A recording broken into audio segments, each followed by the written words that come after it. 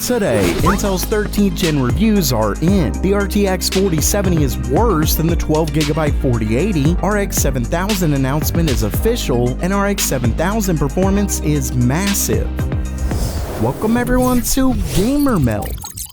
First up for today, Intel's 13th gen CPUs have finally been released, along with reviews, and let's just say, Intel knocked it out of the park. Now, before I get to performance, if you're interested in picking these up, I'll have some affiliate links in the description. They don't cost you anything more, and it helps the channel out. Starting things off, all of Intel's CPUs do extremely well in gaming, more or less beating out their RX 7000 counterparts in the Geo mean from Tom's Hardware's entire suite. With that said, in a per game basis, AMD does come out on top in plenty, so it really depends on which games you play, but Intel's parts do extremely well. The Ryzen 5800X 3D is still a fantastic contender here, you'll notice, but when overclocking Intel's parts, they take a big lead. Moving over to more professional workloads, AMD's higher end parts beat Intel's out, though 13th gen still does really well, especially with the lower end 13600K. Ultimately, they tend to trade blows depending on the workload, which is pretty wild given how many more cores Intel's parts have. One area where Intel really does terrible at is power draw. As you can see in this 45 test average on Tech Power Up, Intel's parts are drawing far more power than their AMD counterparts. Even when just gaming, there's a pretty big gap between AMD and Intel. Still, overall, Intel's 13th gen comes in swinging, and they even have the option to use DDR4 memory. Though of course, if you plan to keep your system for a while and make incremental upgrades, you may want to opt for DDR5. Plus, AMD's AM5 platform will likely last longer. At the end of the day, Intel's new CPUs get a big jump in performance, and they're definitely something to consider for your next CPU. Next up, with inflation through the roof, you can't afford to overspend on your VPN. So don't with today's sponsor,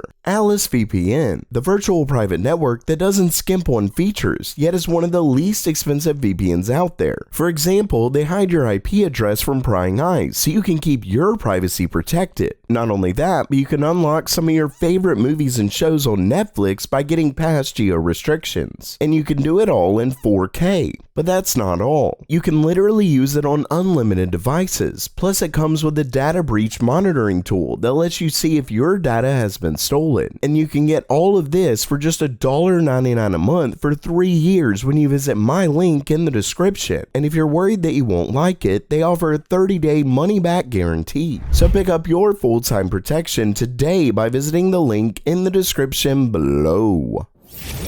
Next up for today, there's a really shocking story that originally comes from leaker Moore's Law is Dead. In a new video, he shares new renders that he commissioned of the RTX 4070, and while it is interesting to see the upcoming GPU, the design isn't exactly a surprise. What is shocking though is that according to what he's been hearing from his sources, the RTX 4070 isn't going to simply be a rebadged 12GB 4080. Nvidia apparently wouldn't want to do that because it would just mean that we were right to think it was the 4070 all along. Instead, Nvidia is apparently planning to cancel the 12GB model, at least for now, if not forever. According to one of his sources, the 12GB model was just starting production when Nvidia canceled it, so it wouldn't be a huge issue if they shelved it. What sucks about this is that it tells us the RTX 4070 is going to be a cut down version, meaning the 4070 is actually going to be worse than the 12GB RTX 4080, which is just sad. According to him, Nvidia may release the 12GB 4080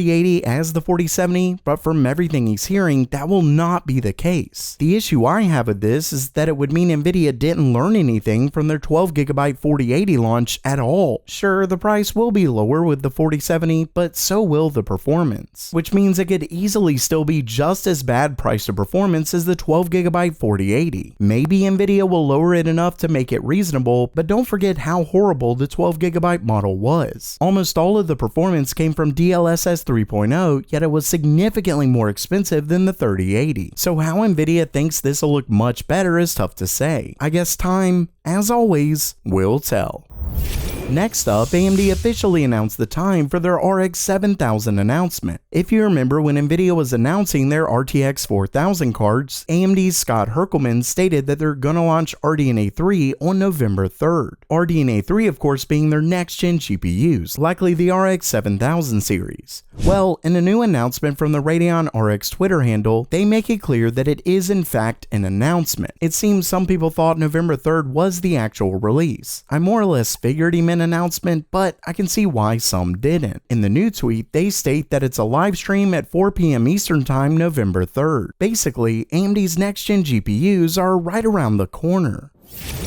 And speaking of RDNA 3, we're getting some new performance numbers for AMD's next-gen RX 7000 GPUs. The story originally comes from Red Gaming Tech, and in it, he talks performance. For starters, he states that based on the specs that he has, we're likely going to see at least double the performance of their RX 6000 cards. And if this is right, we're looking at 12,288 cores for the high-end model, which is actually well over double the cores of their current highest-end card. So even right there, we're looking at likely double. Not only that, but at over 3 GHz, we'd see a huge boost there as well. But that's just based on the specs. According to Red Gaming Tech, he's been hearing from his sources that ray tracing performance is getting a huge uplift. I'm talking he's expecting something like 2.5 to 3 times the performance. Basically, AMD's next gen is looking like a massive uplift. Of course, there's no denying that Nvidia's RTX 4090 is also a big performance jump over last gen. Not only that, but Nvidia also greatly improved their ray tracing performance, and with AMD already behind, they'd have to do something massive to catch up. With that said, if RX 7000 can keep the power draw in check, they could still have a winner. Ultimately, I think in many gamers' eyes, it's gonna boil down to price. Even if AMD's RX 7000 can't beat out the RTX 4090, if it can heavily undercut it in price to performance, AMD will likely have a winner. Luckily, we won't have to wait long to find out.